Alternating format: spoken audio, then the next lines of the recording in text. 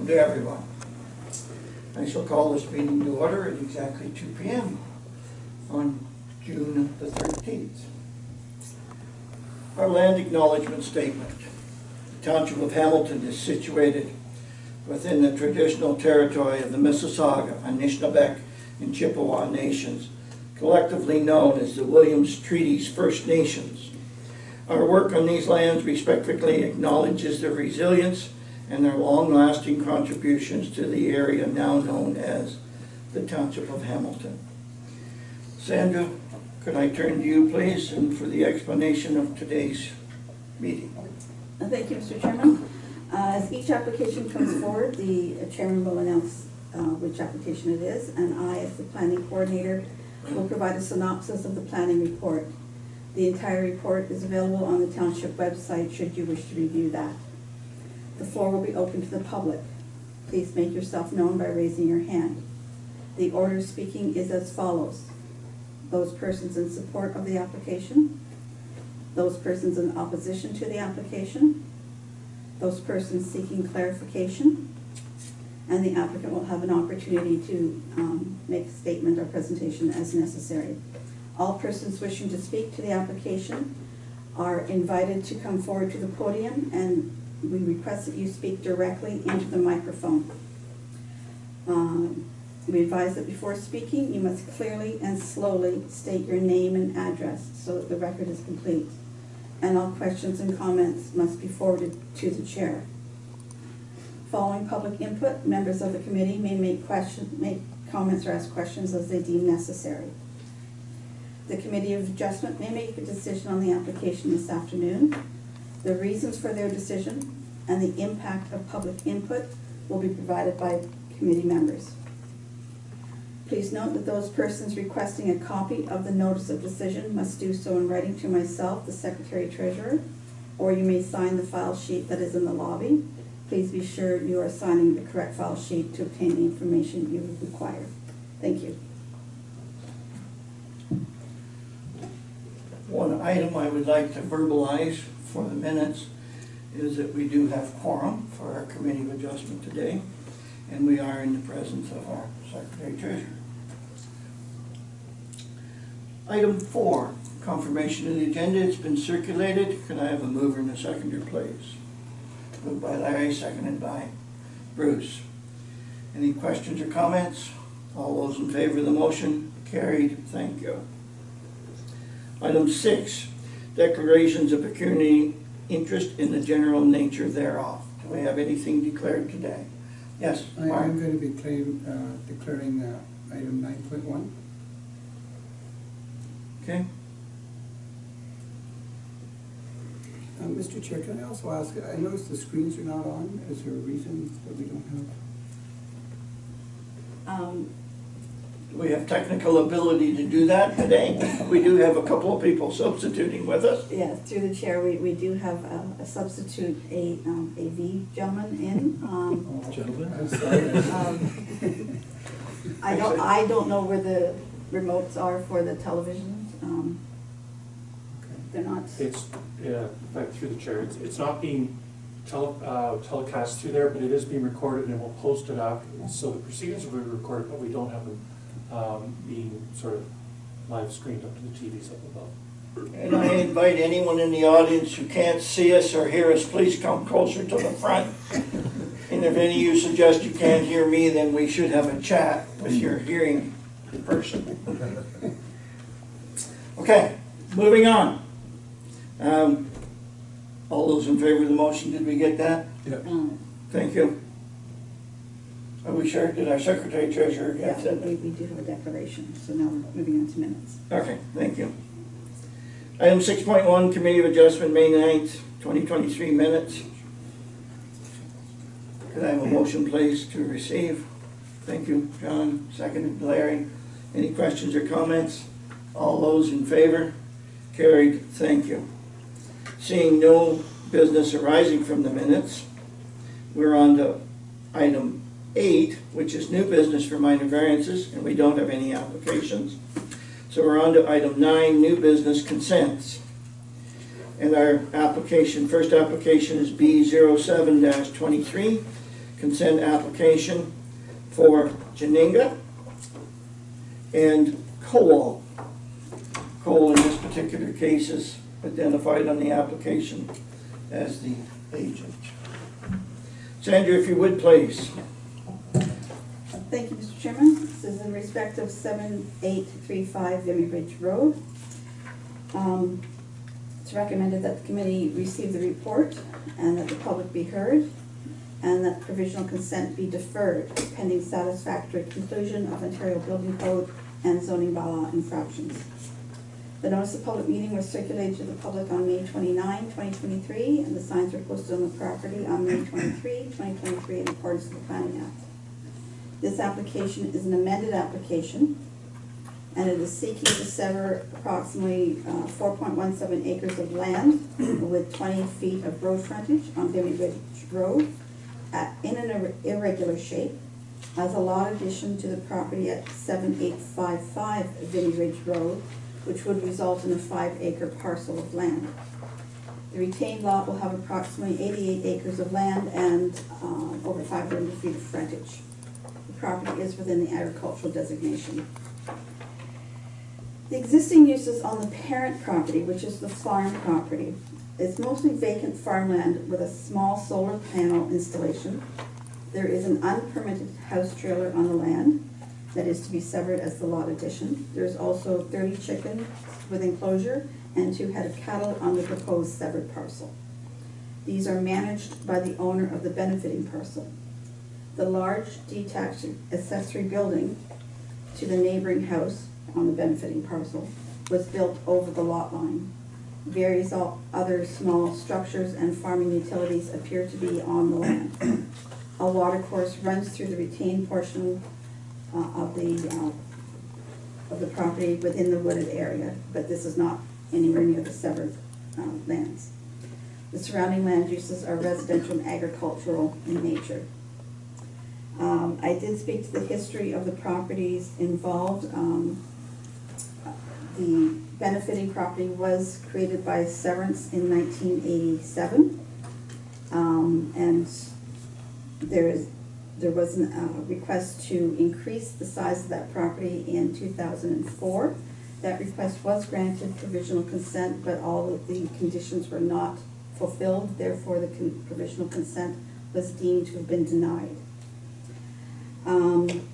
We're now in 2023. The applicant is seeking to increase the size of the property from the just under 1 acre, I believe it's just under 1 acre, to 5 acres, which would allow them to maintain ownership of the cattle and the chickens on the property, because a rural residential lot does not permit agricultural uses or farm animals. The proposal would be in keeping with the provincial policy statement, as this is a lot addition to lands within prime agricultural areas. It is not lot creation. Township official plan, again, this is a prime agricultural area, and the proposed use of the property for residential and agricultural uses would appear to be in keeping with the agricultural policies. With respect to general development policies, all development shall have frontage and direct access on an improved, maintained year-round road. I do note that there is an unpermitted house trailer on proposed severed land. It's currently accessed via the unopened road allowance, and an entrance permit has not been issued.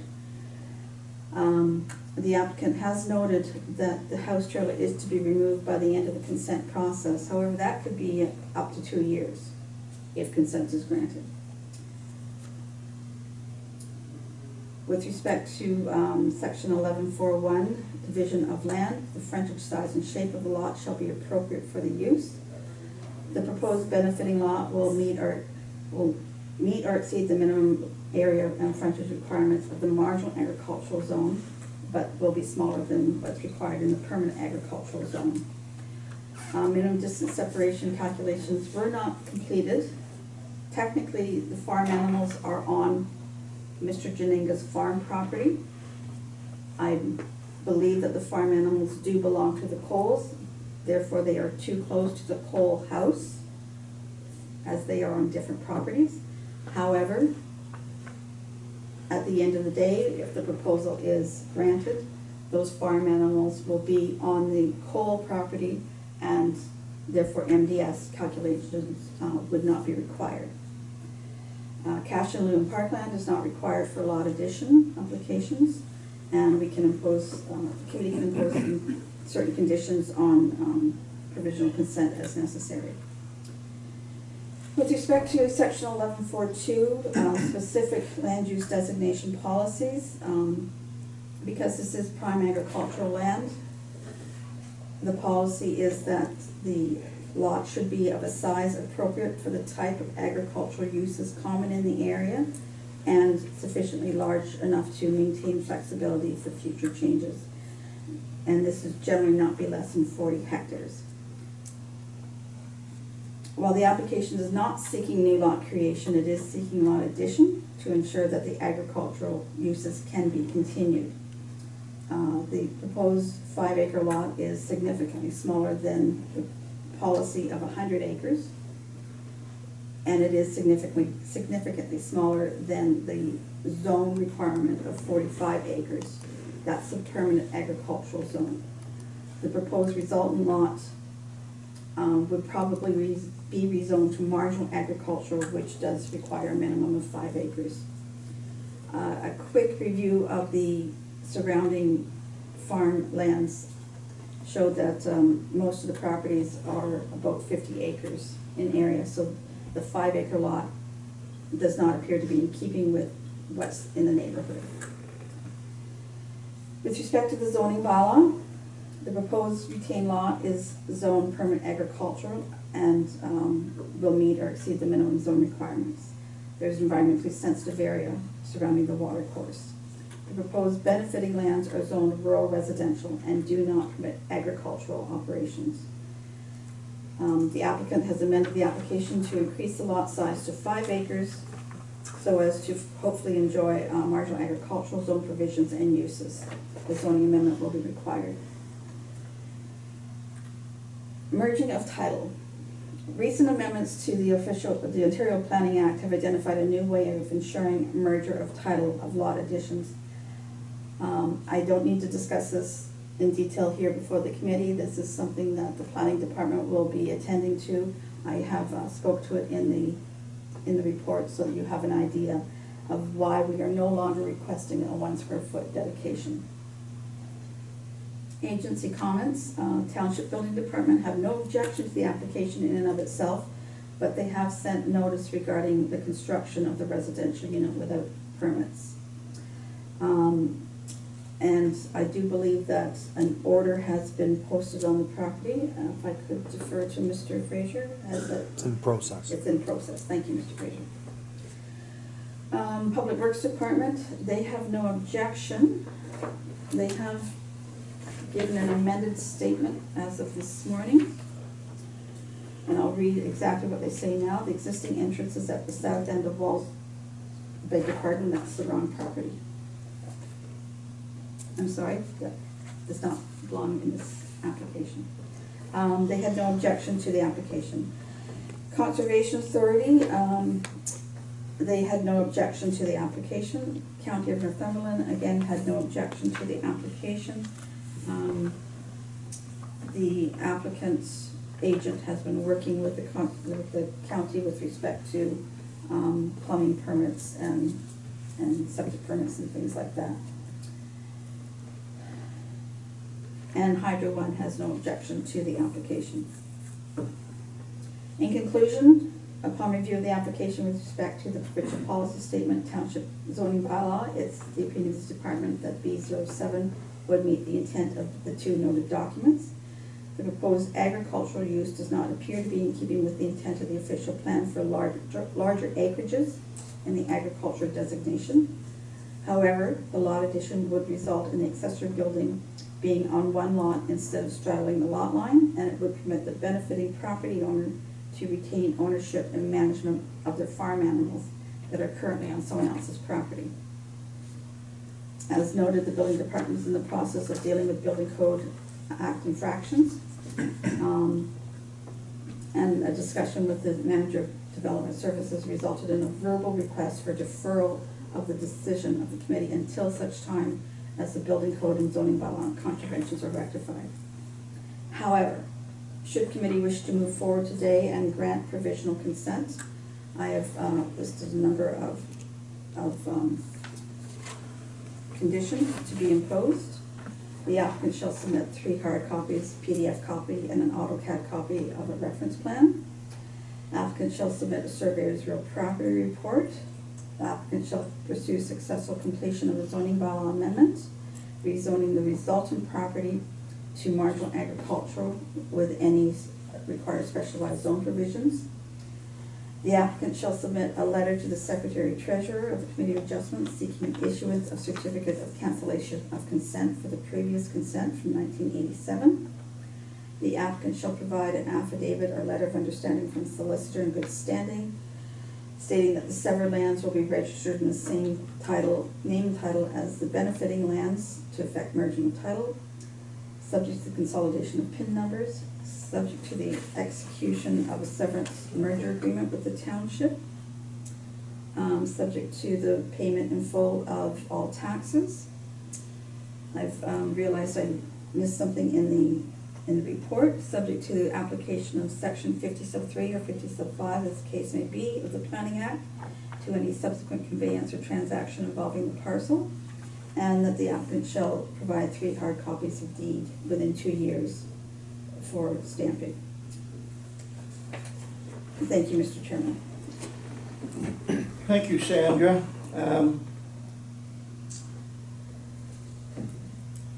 Seeing the audience members, I can quickly realize that both our purchaser and vendor are represented here today. And what I might ask, would you like to speak to the application at this moment in time? Or would you like me to go through the audience and to the committee members to see what the questions from the committee members might be and deal with your presentation, if you wish to have one, later on in the meeting? I have one comment I would like to make. Please come to the microphone, identify yourself, and your address, please. Sid Cole, 7855 Vimy Ridge Road. Please feel free. I'd just like to add the trailer that has been mentioned belongs to my son. It is up for sale and has been. He has recently purchased a building lot in another township. He has met with that building inspector. They have, in negotiation with a cement contractor and a framer, and so they are discussing plans, and so they are moving forward at building their own home. They have secured an apartment that would start January 1st, and so if the trailer is not sold by January 1st, weather permitting, it would be moved then to his new property. So assuming we don't have too deep of snow and everything, the trailer will be gone by January 1st. Thank you. Okay. Thank you. Thank you. I certainly will provide the balance of the applicant or agent to speak again towards the end of this presentation. Is there anyone else here in support of the application other than agent and applicant? Is there anyone here in opposition to the application? Is there anyone seeking clarification on the application?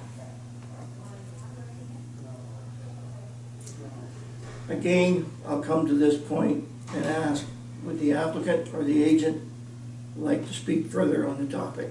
Or answer questions if our committee members do have them? Okay, looks like we're going to go to the committee members. I'll just simply go around the room. John, any questions, comments? Yes, sir, Mr. Chair. I'm kind of concerned about this building permits or whatever's happening. Could somebody explain that to me a little further? I will defer that through our staff and who may get it deflected elsewhere. Thank you, Mr. Chairman. If it pleases committee, I don't offend Mr. Fraser, I would actually like to have him speak to this, as he is dealing with any orders that need to be issued. I do apologize for the last minute on the spot. Sure. Through you, Mr. Chair. My understanding is I believe it's a prefabricated type model unit, factory built, that was placed there without permits as stated, so. I don't know if anyone's currently residing in it or if it's vacant. I'm not 100% sure on that. Any follow-up, John? No, I think, happy, thank you. Thank you. Any other questions on another topic within this file? No. Thank you. Larry, questions or comments? Through you, Mr. Chair, just a couple. Farm animals, you're prepared to move those into the appropriate land and contain them on that appropriate land in the very near future? Is that correct? I understand there's farm animals that are on somebody else's property. Yes, they're on Art's land, and if this application is approved, then the animals wouldn't have to move, they're already in that. Oh, so they're not on your property now? They're on, yes, they're on Art's property, fenced in now. So again, if the application is approved, the animals won't have to move, the lot line will move to encompass where they already live. Oh, so that's not really an issue then, at all? Sounds like it's self-correcting would Yeah, probably be the right. Which is our phrase hope, that I yes. might throw out. Right, Okay, and if there were some other little buildings that were and crossing over? they are all gone now. Okay, so They've they're been, done. they've been moved. Okay, thank you. Thank you, Mr. Mayor. Anything further than Larry? Nope. Bruce, if you would, any questions? Well, through you, Mr. Chair, just for clarification, it would seem like, even though it mentioned in the application that there's several infractions there maybe that have occurred, but if we were to grant this application, all those infractions would actually not be infractions anymore, is that correct? Can I assume that? Well, I understand that the house trailer is an infraction. As I mentioned, it will be moved.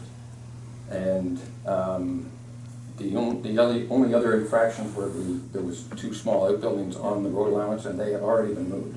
But So- as you said, the animals that are there now, would they be on your property Yes, now? yes. Once the lot line moves, those animals, they don't have to move. The lot line will encompass them after. Okay, thank you. Okay. Anything further, Bruce? No? I'm, got a couple of questions that I hope will help with some clarity. There is reference in the report of a building that straddles a lot line. Having an opportunity to review the site, I believe that building remains today and is planned to remain. If the lot line adjustment is approved, that building also is self-correcting in respect to its location. Whether it has a building permit or not, that remains to be seen.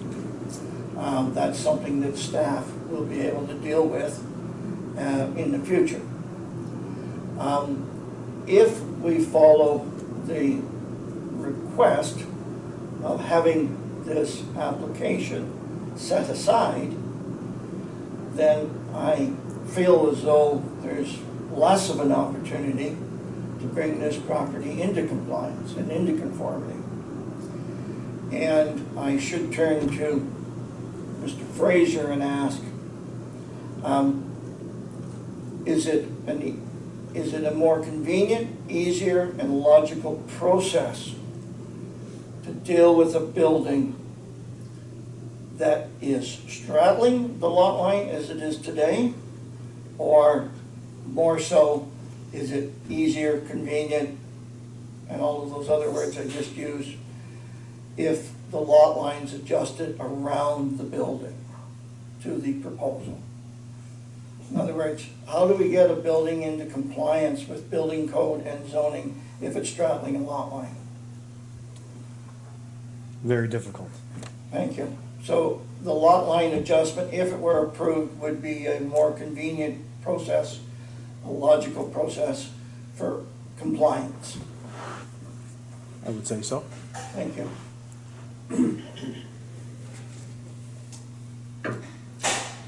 In respect to the residential unit,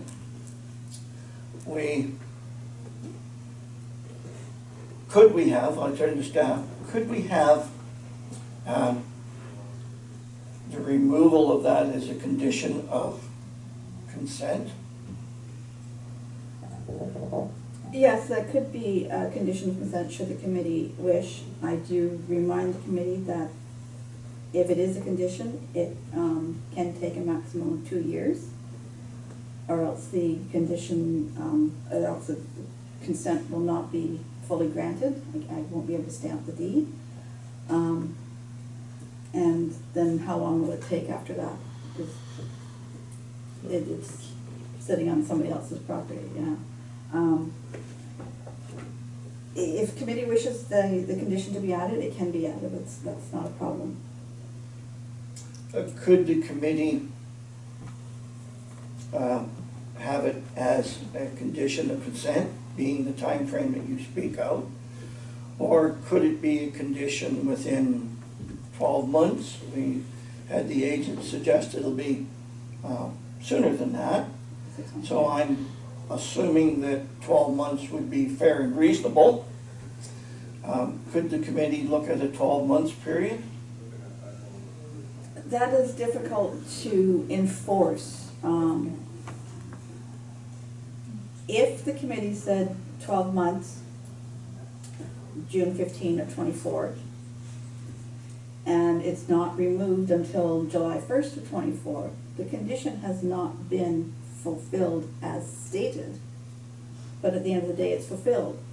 So I would be questioning if the condition had been properly fulfilled, and I think I'd be seeking legal advice on that. Certainly would be incentive for the applicant and or agent to have it completed by the time specified. Yes.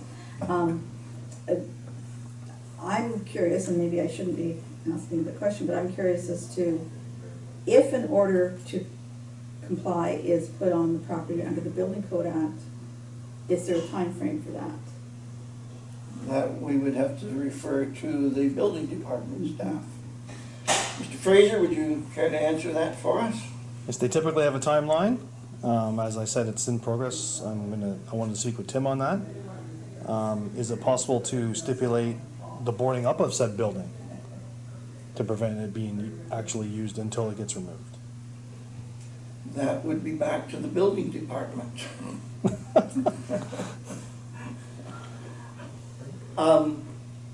I personally feel, in reviewing the circumstances, that all parties are benefited by this getting approved.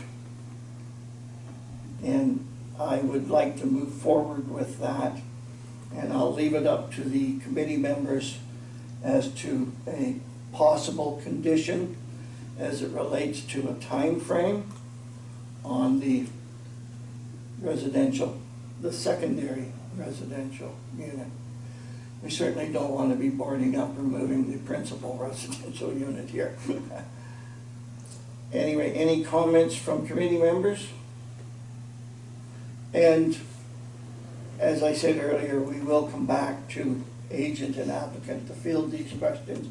Mr. Janinga, Mr. Cole, Mrs. Cole, would you like to speak to identify a possible solution that's being discussed? Yeah. Please. If I may, through you, Chair. Again, Yeah, name and address, please. Yes, Art Janinga, 461 County Road 22, Alnwick, Haldeman Township. There's something that we kind of didn't get here. Sid didn't say it, but when this building went up, it was right at the beginning of COVID. The young family just had a child, so they're just trying to stay away from everybody. So that's one of the reasons I believe, Sid, is what happened. So now we're just going to try to crack something. Because let's face it, during COVID, would we be able to put up a building anywhere? Or we know what it was like getting a permit for anything. It was just everything's put on hold. So everybody was, in other townships maybe. But anyways, basically they were just trying to do the right for the family. And I knew the building was up there and I wasn't concerned. That's all I want to say on that for now, or unless you got a question. Yeah, any questions for Mr. Janika, please? Yeah, through you, Mr. Chair. How easy is it to move the building in compliance? Just moving it across the line? Well, there are wheels under it. Yeah. However, because of the length and the width, you would need a special permit and a moving company to do it. I can't hook the tractor on it and drag it away. Oh, okay, you can't do that. So we would have to hire a moving company to do it. Okay, so it's not as. And the family does need a little bit longer usage of it if. That would be that's an greatly option. appreciated, yes. Oh, I understand. So it's still being used? Yes. Yeah. Oh, okay, you can't board it up then. Thank you. Well, I'm sure Mr. Fraser would like to interject at this point in time, say, is there illegal? Anyway, committee comments? Any further information from the audience? It would be time for me to ask for a motion, please. Bruce? I think, all things being considered here, I think that Mr. Cole has emphatically stated that he will move that building, and I believe they intend to do that. So I think, I would suggest that we give him a year. He has said 1st of January.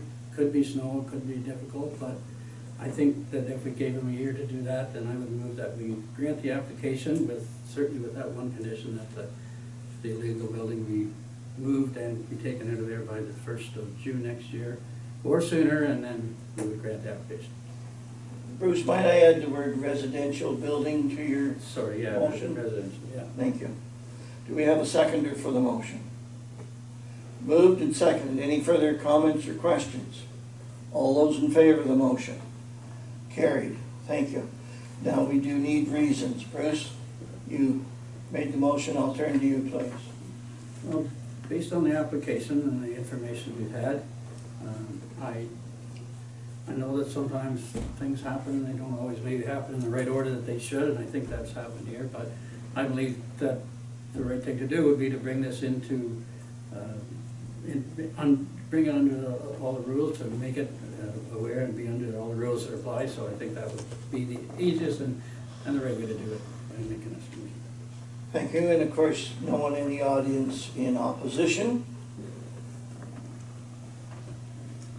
Anything further from the seconder?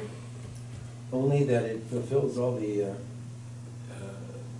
official plan, and it makes sense to do this now. Sandra, you may have to interpret and use slightly different words here than what we're using today. I simplify things. We'll provide an opportunity to bring the property into compliance. Yes. That's really what we're trying to say there.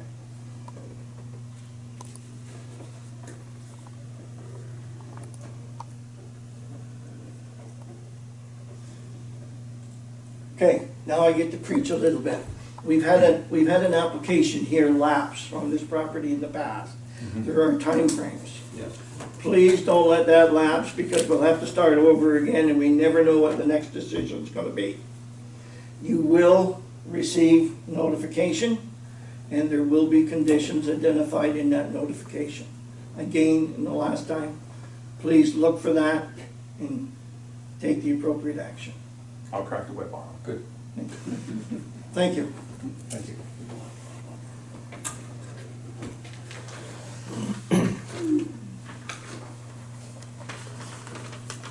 Okay, our next application, Oh, yes, yes, yeah. oh yes. We'll just wait for a second. If the Thank you. people interested in the previous application wish to leave, you're certainly eligible to do so. And you're also eligible to stay if you so wish. It's riveting, riveting. Thank you very much. Thank you. Thank you.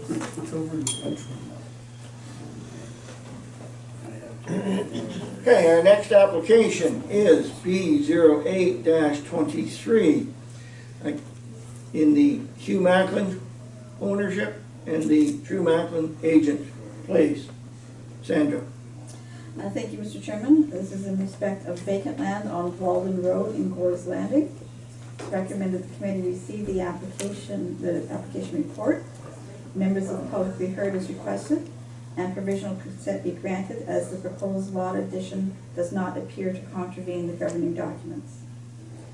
The notice of public meeting was circulated to the public on May 29, and the signs are posted on the property on May 24 in accordance with the Planning Act.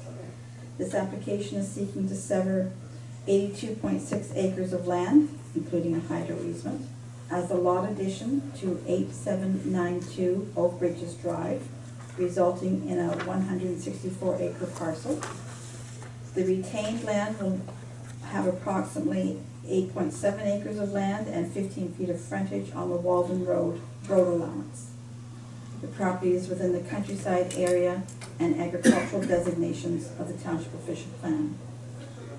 The existing land use, the land is vacant, heavily treed in the center with a hydro easement passing through. The most northerly section, which would be the retained parcel, and a small section at the southwest corner are cleared for crop farming, and a water course runs from north to south. Surrounding land uses are residential and agricultural, as is the receiving parcel. The proposal does appear to be in keeping with the provincial policy statement, as this is a lot addition. It is not new lot creation. The Township Official Plan designations on the property are in an irregular pattern as illustrated within the report. They follow the boundary of the Oak Bridges Moraine. The majority of the property is within the countryside area, Oak Bridges Moraine, which is the west side of the property, while the eastern side is designated as agriculture. The proposed lot addition appears to be in keeping with the agricultural policies. The proposed lot addition appears to conform with the Oak Ridge and Marine Conservation Plan policies as well. There is a significant woodland on the property, which is the parcel that is being severed. There is landform conservation areas category A and B on the property. That would identify development parameters on the area of land that's being developed, if and when it is being developed. The Township Official Plan and the Oak Ridges Marine Conservation Plan both speak to key natural heritage features. The Official Plan actually echoes the Conservation Plan. Significant woodlands and the protection of the feature. The proposed lot addition does not appear to be impactful to the woodland in itself, and any future development of the retained parcel would need to be respectful of the conservation, landform conservation area development regulations at time of permit. Natural heritage, section 8 of the Official Plan, a significant portion of the proposed severed lot is heavily treed. However, it is intended to be added to a parcel that is already developed. Therefore, development within or near the feature is not anticipated. Any future development of the retained parcel at the north end would need to be respectful of the Conservation Plan development criteria.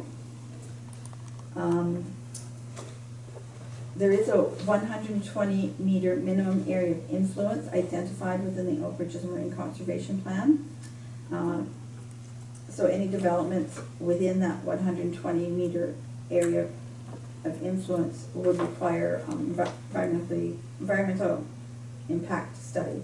However, there's well more than 120 meters of land, so development does not need to be anywhere near the trees should it happen in the future.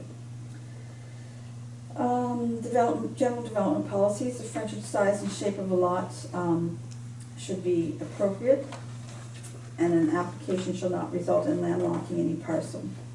The proposed benefiting lot will meet or exceed the minimum requirements.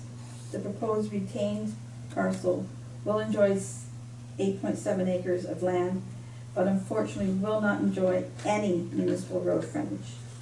A minimum of 200 feet is required in the marginal agricultural zone. However, the maintained portion of Walden Road does not extend to the boundary of this parcel, and thus the parcel, for all intents and purposes, is landlocked. There's approximately 50 feet of unmaintained road allowance before reaching the northern boundary of the retained parcel. Section 11.1 of the official plan notes that all new development shall have frontage on and direct access to an improved public road which is maintained year-round by the municipality. Excuse me. An exception to this policy will be allowed for agriculture, forestry, and conservation uses not having an accessory dwelling, or to any building or structure to which the public shall have access. Permitting a lot without frontage on a year-round maintained municipal road would be acceptable only if this lot is not to be used for residential or public access uses. A bylaw to identify the limited use of the land is required. Minimum distance separation calculations were not completed, as again, this is a lot addition parcel. If the retained parcel is ever developed for residential uses, we would look at MDS calculations at that point. Cash in lieu of parkland is not required for lot addition, and various conditions, of course, can be imposed by the committee. It's the opinion of this department that the proposal appears to be consistent with the policies of the official plan, subject to the site-specific recognition of the lack of municipal road frontage and limited uses for the retained parcel. The proposed, with respect to the zoning bylaw, the proposed retained parcel at the north end is zoned Oak Ridges Marine Environmental and Oak Ridges Marine Countryside, with underlying marginal agricultural zone provisions. The proposed severed lands are zoned Oak Ridges Marine Environmental, Oak Ridges Marine Countryside, with underlying marginal ag provisions. The proposed benefiting lands are zoned Oak Ridges Marine Countryside, with permanent agricultural underlying provisions. There's an environmentally sensitive area identified surrounding the watercourse. The permanent ag zone requires 45 acres of land and 328 feet of frontage. The resultant property will exceed these minimums. The resultant lot can maintain two sets of underlying zone provisions, as they are the same provisions. The permitted uses are found in the environmental and countryside zones and would not change anyway. The severed portion is a key natural heritage feature and it's not intended to be cleared or developed at this time. The marginal agricultural zone requires a minimum of 5 acres of land and just under 200 feet of frontage. The proposed retained lot will not meet the frontage requirement. A little bit of history on this. It's noted that consent application B4595 was considered by the Township Committee of Adjustment, severing the parent parcel, as we know it today, as an agricultural tree farm for sale and development. It was noted at that time that the severed parcel would not have sufficient frontage on Walden Road to permit residential development. The consent to sever for new lot creation was granted subject to various conditions, including a zoning bylaw amendment for both parcels. Zoning bylaw amendment 9587 was adopted, rezoning the properties as identified.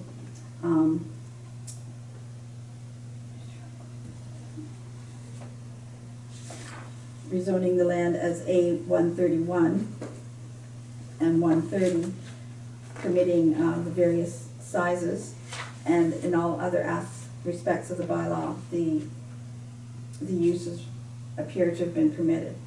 Unfortunately, the specialized zones and zone provisions were not brought forward into the current bylaw, which is a 2001 document. Therefore, under section 484 of bylaw 2001-58, the site-specific zone has been repealed. That's the way I've read that section of the bylaw.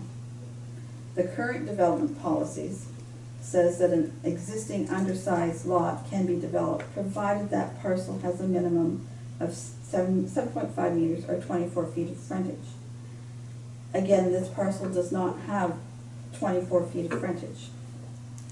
If the lot had been developed prior to 2001, it would have been in keeping with the site-specific bylaw amendment of 1995. However, in 2023, the bylaw that is currently in force in effect requires a minimum of 24 feet of frontage. The parent lot enjoys a 15-foot front lot line along an unmaintained portion of the road allowance. The proposed retained parcel will continue to enjoy this dimension. it should be understood that a front lot line and lot frontage are not the same thing. By definition of, in the bylaw, front lot line divides the lot from the street. Frontage is measured at a point 9 meters back from the front lot line. I've done some measurements to the best of my ability, and I will not claim that they are 100% accurate. However, it would appear that there's 57 feet of frontage. But it must be realized that this frontage is not in respect of a year-round maintained road allowance. It is in respect of a front lot line or street line dividing the lot from an unmaintained street. Until such time as the road maintenance is extended, a residential entrance permit cannot be issued, and development of the lot, the parent lot, or the retained lot as the case may be, cannot be pursued. A bylaw amendment sterilizing the retained parcel from future residential and public access uses is required. As the existing buildings on the benefiting parcel far exceed the minimum setback requirements of the permanent agricultural zone, a surveyor's real property report does not appear to be necessary. It's the opinion of this department that the proposed consent can be brought into compliance with the intent of the township zoning bylaw and the retained lot being clearly zoned to prohibit development.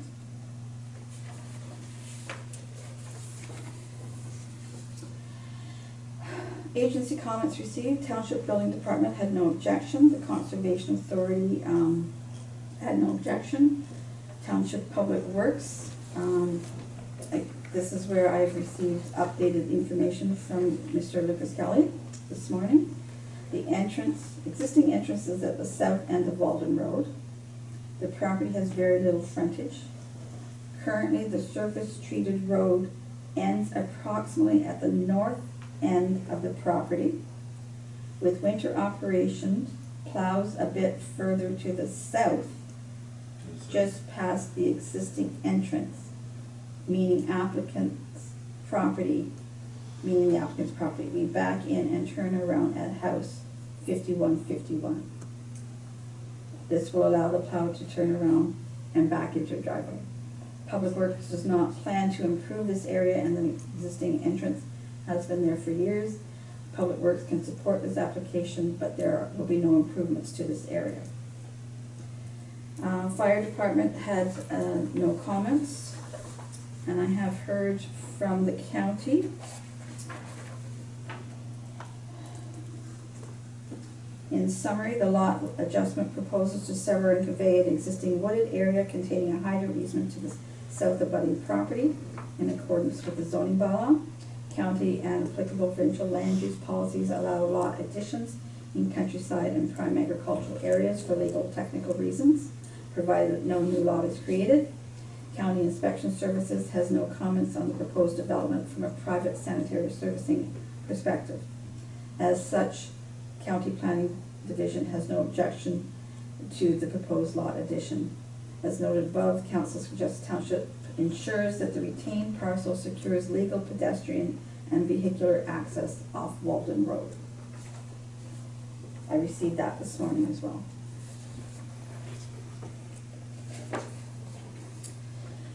In conclusion, upon review of the application in relation to the governing documents, it's the opinion of this department that the application would meet the intent of the planning documents for lot addition. The retained land parcel does not meet the development parameters of section 11.1, 11.4.1I of the official plan, or section 512 of the zoning bylaw. Development potential or lack thereof of the retained parcel must be appropriately addressed in the zoning amendment. It's recommended that the application be granted provisional consent, subject to the following conditions being imposed. Submission of a reference plan as described. The applicant shall pursue the successful completion of a zoning amendment imposing holding provision on the zone, delaying development for residential public access uses until such time as the maintained road is extended to provide municipally maintained year-round road frontage. The applicant provide a letter, an affidavit of undertaking from the solicitor in good standing that the Severed lands will be registered in the same name and title as the receiving lands to effect merging of title, consolidation of the PIN numbers, execution of the severance merger agreement registered on title, proof of payment of all taxes, subject to the application of section 50(3) or 50(5) of the Planning Act to any subsequent conveyance or transaction, and providing 3 hard copies of the deed for stamping within 2 years. Thank you, Mr. Chairman.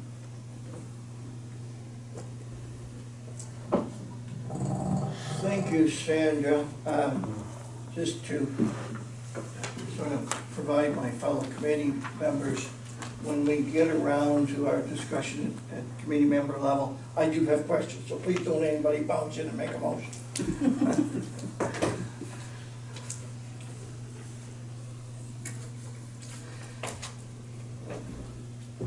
We acknowledge that our owner and applicant are with us today. You certainly will be provided an opportunity to speak.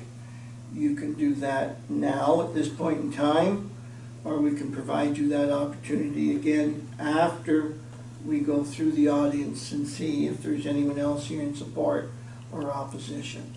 Which would you prefer to do? After is fine. Thank you. Thank you. Is there anyone else in the audience in support of the application? Is there anyone here in opposition to the application? Is there anyone in the audience seeking clarification on the application? Please come to the microphone with your name and address.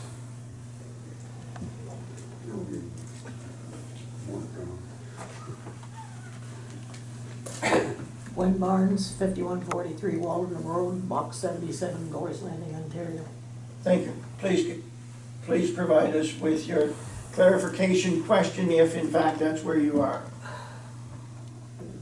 We want to hear what people are saying.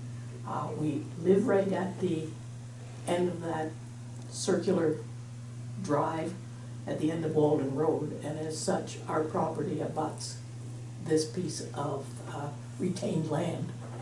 And so there's a lot of concern around small lot, the whole new small lot, I think that's the right term, rulings that are coming down and when a house could be put in and everything. And I recognize that that whole opening with those 2 fences and gates is a big question mark as to how much actual opening frontage there is or ever will be there.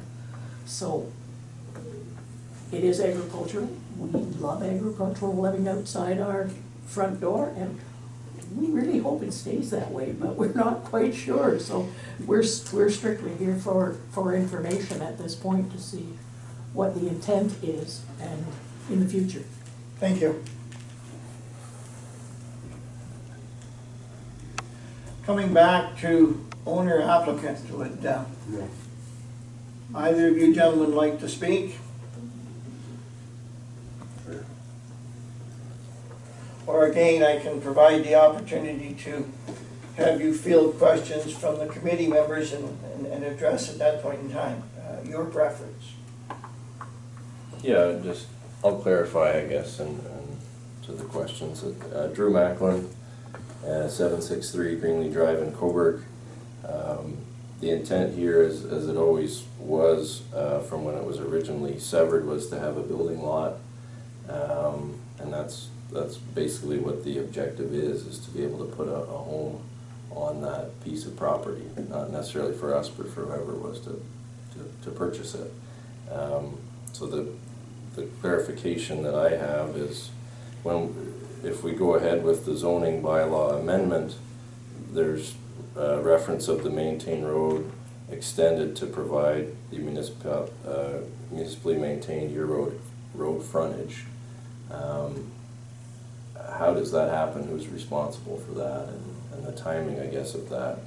Because that effectively would be the sticking point to this becoming used residentially, Mr. Chairman. Thank you. If it's okay with you, we'll just set that question aside and go to committee members. And I think our discussions will Clear that. attempt to address that answer. Thank you.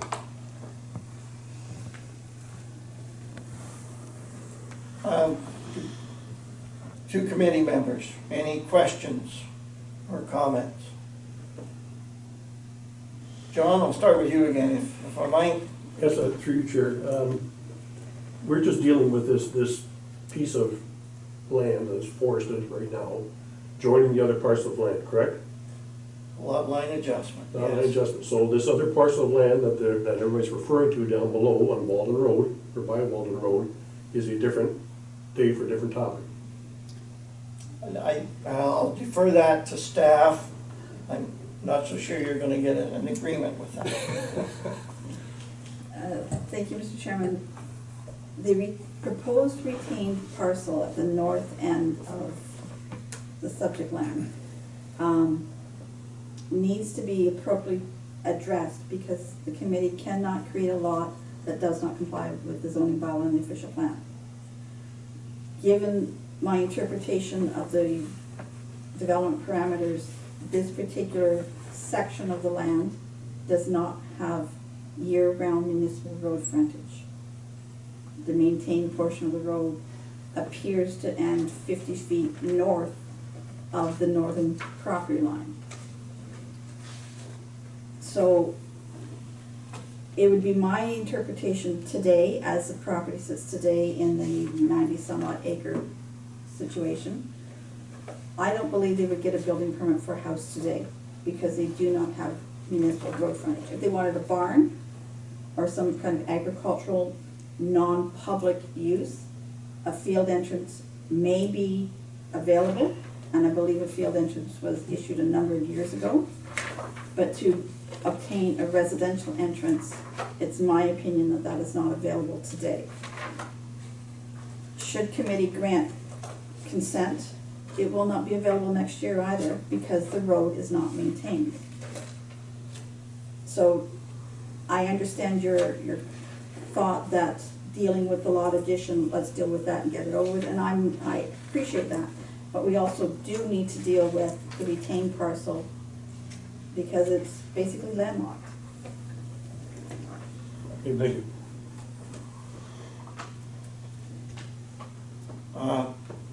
One of my questions and comments will be dealing with that as well. Larry, are there any questions or comments?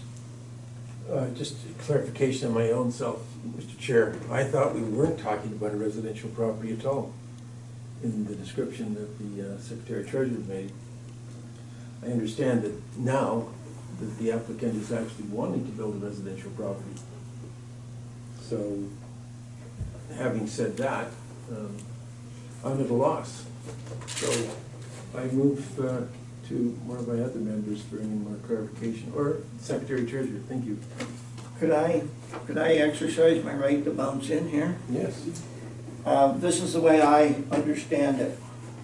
1995, there was Planning Act applications for consent, well, line adjustment, doesn't matter, but for Planning Act applications, which ended in a zoning bylaw amendment to recognize the property for size and frontage. That frontage, I can't recall, it was 14 or 15 feet, I think it's one or the other. Minimal, but it was recognized in the zoning bylaw. The other component that was recognized in the zoning bylaw was that a residential unit was a permitted use.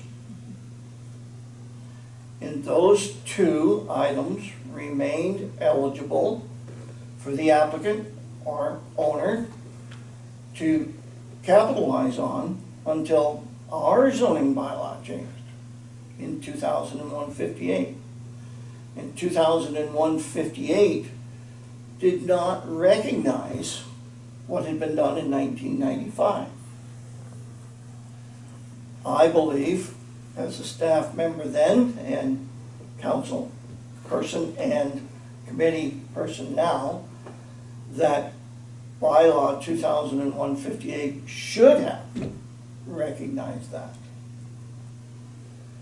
However, there's the component of 9 feet in my mind, is that the minimum standard today under our zoning bylaw is 24 feet. Back in the day in 95, 14 or 15 feet was recognized. So I have a little concern with that 9 feet, but I do believe with the amended comment from our roads supervisor, not correct title, that the property does in fact have frontage on a year-round maintained road. With the statement, it has minimal frontage. So I'm sitting here with the question, we have an opportunity through the application process with a condition of a zoning bylaw amendment to deal with a lot area because it's being altered. We could also deal with the lot frontage because in fact in 2001 58 document we did that internally. There was no outside agency, there was no applicant, there was no property owner, there was no one. That was done internally. And I look at it as an opportunity today with a potential upcoming zoning bylaw amendment to recognize what we didn't get done in 2001. That's my position today. And the only part that I think I could lose the argument on was, does that change from 15 feet to 24 feet? I don't know that. But I think we do have an opportunity to correct what didn't get picked up in 2001. That's my position based on my involvement in 95, in my other position, and my comments today in this position. Again, I probably stepped over the bounds of the committee chair's position, but that is how I feel. I will go quiet at this point in time. I'll turn to Mark, your next committee member on my left. I read this application over a number of times, and I tend to agree exactly with what you said, Chairman Jeb, that that is exactly what's happened, and this is our only chance to correct it. And it is kind of nice to know now that we've got the report from our road supervisor that, again, you correct me if I'm wrong, I've used that title, and it's the wrong title, but anyways, that there may be enough road frontage there with what he said, but we're not sure. So how do we correct, how do we get that answer, I guess, is kind of where I am. Whether the 15-foot is actual 15-foot. Yes, We I've heard do 9 have, and I've heard 15. through the chair, we do have a reference plan, and I did attach it to the report. It is very, very faint. We do have a reference plan on file that does absolutely identify 15-foot front lot line. It is very faint, and I apologize, I did the best I could. That's the one, yeah. It's the reference plan at the end of your report. It is very, very faint. It's the quality of the initial R plan. I'm still having a hard time seeing it on that Yes, picture. I got two sets of glasses and I can't see with either one. However, it's the reference plans that was used in 1995, is that correct? yes. So it deals with this 15 feet that it had. 15 feet. You're right. It's clear on the big version, it is 15 feet. Thank you. So in 1995, our zoning document recognized that reference plan, or vice versa, to give the property legal status for a residential unit and a frontage on a year-round maintained road. Okay, thank you. Anything further, Mark? No, I'm good. No, I'm good. If Sandra says that's what it is, I'm fine. Bruce, bouncing over to you, questions, comments?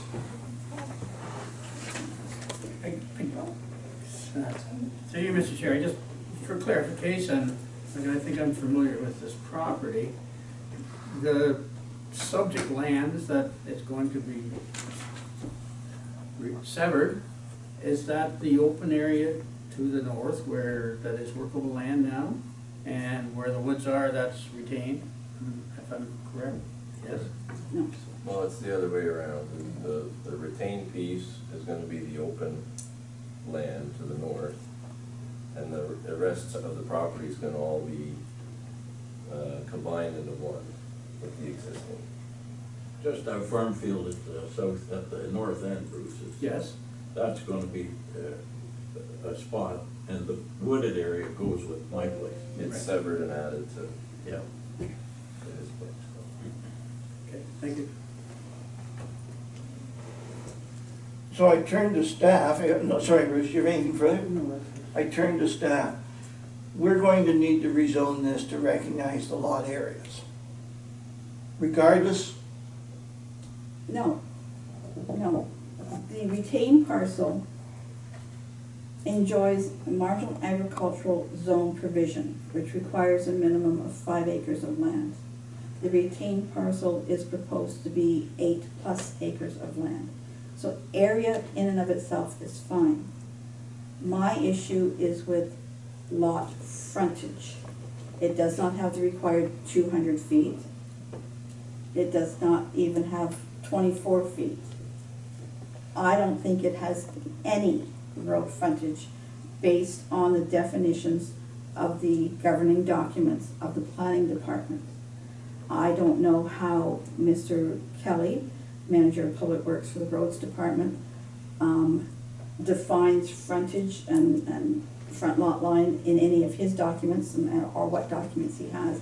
I can only provide you with what the planning documents are and any comments that have been received from the commenting agencies. I do not believe there is any frontage on this parcel. And until there is frontage on a year-round maintained road, then a building permit is not available.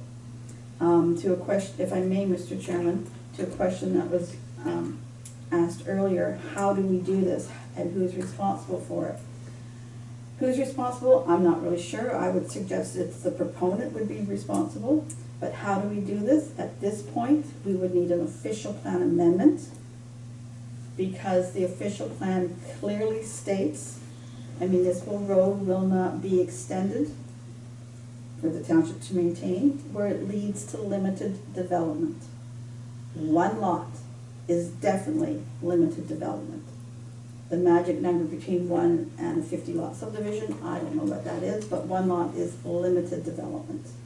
So you would need an official plan amendment, assuming the Macklins, for example, extended the road to township standards, then the official plan amendment would have to come forward and it would be approved to say, yes, the township is taking over maintenance of this property. And one of the questions that would be raised at that time is, would the township be receiving sufficient tax base to maintain X number of feet of additional road for one house? That is a question for a little bit later, but, and I know Mrs. Barnes had questions, and I hope we're going to answer those as well. I'm of the position that the 95 document is where I'm going to. It provided us an opportunity to create a zoning document that had 15 foot of frontage and the permitted use of a single family dwelling. That vaporized because of our own actions or lack of actions in 2001. That 2001 58 zoning bylaw should have recognized the 95 site-specific zoning document.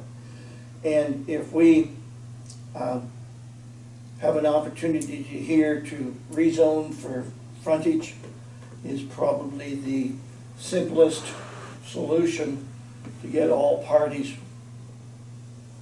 what they need, including the municipality, where we're back recognizing what was done in 1995.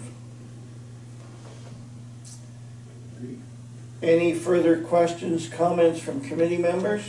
Please, Mark. I'd just like to say that if we can't give frontage and we can't landlock a parcel, so I mean, it would be silly of us to go forward and say we're going to not approve this if we're going to approve it, we have to approve it with the intent that there is a building lot there, because I mean, to not do that is, we're better off turning it down, which is not, in my opinion, the right thing to do.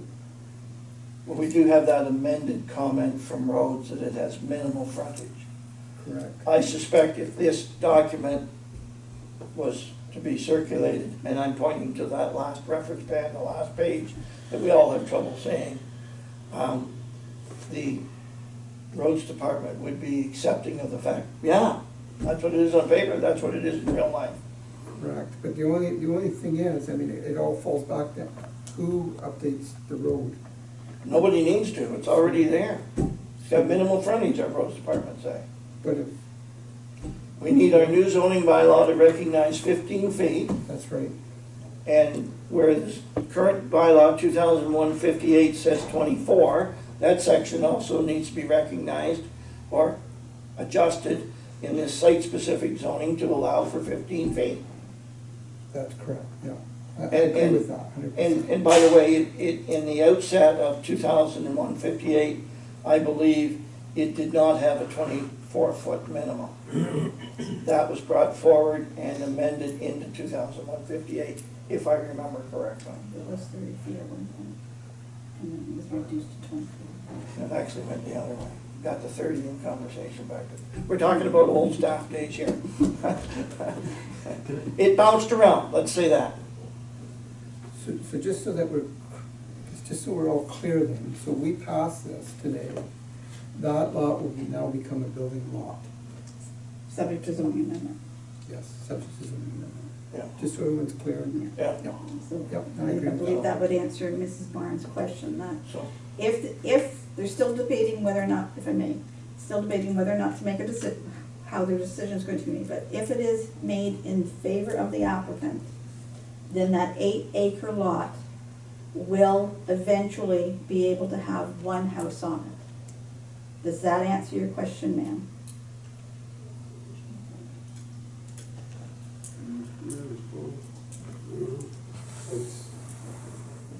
Time to think. Yeah, my husband says we need some time to think, but there is an issue that I know that the other lot abutting it is floodplain. Is that ever Is considered what? I'm sorry? floodplain? Oh, I'm sorry. and that's addressed in your document. although The I don't field know that you to the used it. north of the retained property, which is ours, is floodplain. So I never saw anything in there that you checked into that. They might want to consider that before they think about trying to build there if it's floodplain as well. I couldn't tell where the water course you were, you say there's water course, you may be talking about up in the woods. There's a water course that, okay, there is a water course that comes down Walden Road, down the eastern boundary of the proposed retained parcel, 8-acre parcel, and then kind of snakes through the woodland. But it does appear that there would be more than sufficient area on the 8-acre parcel to accommodate one house. Any development proposal would need to be reviewed by the Conservation Authority to make sure that it's not in the floodplain or is developed in accordance with flood-resistant techniques, such as openings in basements, and I'm not gonna go any further into that, that's not my bailiwick.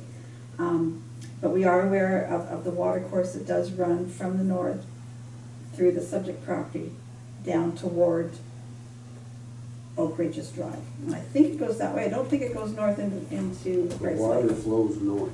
Yeah. it The water does flow north. north at that point, does it? Yeah. Okay, I'm not aware of the contours. Well, You can't go south. Well, let's It does. retain order here. Sandra, we're gonna say you have the floor for this moment. okay, all right, so the water course then, I beg your pardon, starts at the south end of the wooded area, snakes through the wooded area, and then travels north up Walden Road toward Rice Lake. But again, all the other statements, I stand by in that any development of the 8-acre parcel would require Conservation Authority approval. Can I ask if the 1995 map, that I think is the one that you're using there, was that when Walden Road was, like, we sold part of our field and to the town? Bobby Finney wanted an entrance to his place. And that's when Walden Road was moved from Snell Grove Road to the south, between our farm and that row of houses that was there. That was totally an unmaintained road at that point. So the township took that over from Snell Grove Road south. Is that the map? Well, you're more than welcome to come forward and look at what we have in relationship to the reference plan, but I'm gonna suggest we don't have an answer for that question, Mrs. Barnes. Now, you see Walden Road originally, this is Gans's. That's concession 89. Walden Road stopped here. And then, so that these two houses could have driveways. Yeah. We sold off part of this field, Okay. and that allowed them to put the road in to here. Down, and it's, And at this that's where point, the turnaround is. and that's where they're saying this 15 feet Yeah. is right there. Now, I don't agree with you. I would like to see the paperwork on how, you said that was all done through the township. I mean, we just said, okay, you can put the road in and moved our fence over, but how did all of that take place? Yes, I was here in 95, do I remember? I don't know. It would have been, in my guess, conditions of these lots being created. Yes, and they were. And that would have been done at the time that those severances were. Did you say there is a survey? Well, this is a reference plan here, and it happens to be a reference plan of the Macklin property. But of course, it is a legal document showing other iron bars across the road and where Walden Road is. Right. And it's in, okay, so there's one iron bar on the south, north side of that entrance. Okay. Just, it has changed. You know what I mean? So Yeah. we've been there a lot longer than that, and we were trying to figure out. Certainly changed ourselves. since the first time I went down there as well. So anything further, Mrs. Barnes? No, I think that's all from us. No, as I said, I need time to think. Thank you. Okay, as far as committee members are concerned, where are we? Any further questions or comments? Time for me to ask for a motion then, please. I'll make a motion to approve the application. I just want to go through the conditions and see whether they are what we need to be. I haven't had a chance to get back to those. Okay, first condition, as always, is the submission of a new reference plan. May I comment before we go further? Please.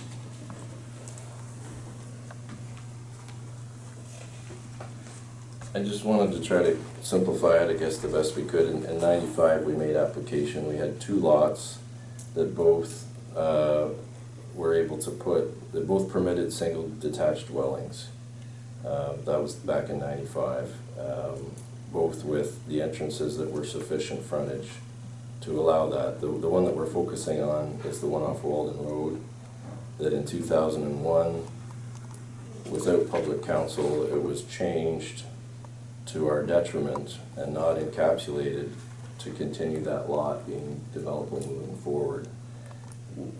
Whereas prior to that, it was, and we still understood actually until we made this application, that it was a lot for development with frontage to do that. So that was changed in 2001 without our knowledge. I just wanted to clarify that that's where we stood on this before we started this process and got to where we are today. I think our motion is going to get us back to those properties' eligibilities that were present in 95, if I'm reading things right. Please continue, Mark. The only thing I would question is number 2, provision number 2, where it says about the extended municipal maintained year-round road frontage. So that would probably, we'd eliminate that in its entirety, I would. Because we don't need to put a title on it, We right? do need a Planning Act application recognizing the deficient road frontage. Yes. So this actually gets amended with your comments you just provided. That's right. Okay. And I think the rest are fine. Just going through. Right, the affidavit from a solicitor saying that everything will merge, the merging of pins, the merger agreement registered on title, payment of taxes, and then technically section 50 sub 3, 50 sub 5 of the Planning Act is attached to any future conveyances, and 3 hard copies of the deed for stamping. So yes, I can reword condition number 2 to reflect committee's wishes when a decision is made. Very well. So, we have a motion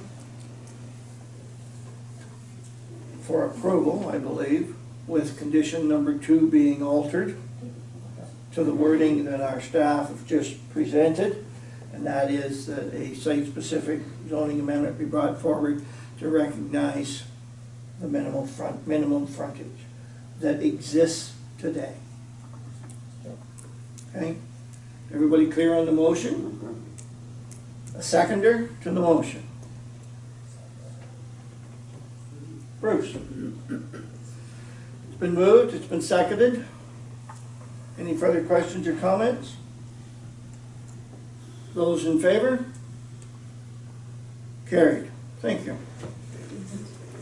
Reasons for the... Actually, there was no negative comments from the audience. There was question, but there was support from the audience. There was, all the agency comments were in favor. And it was a wrongdoing from 2001 that's being corrected.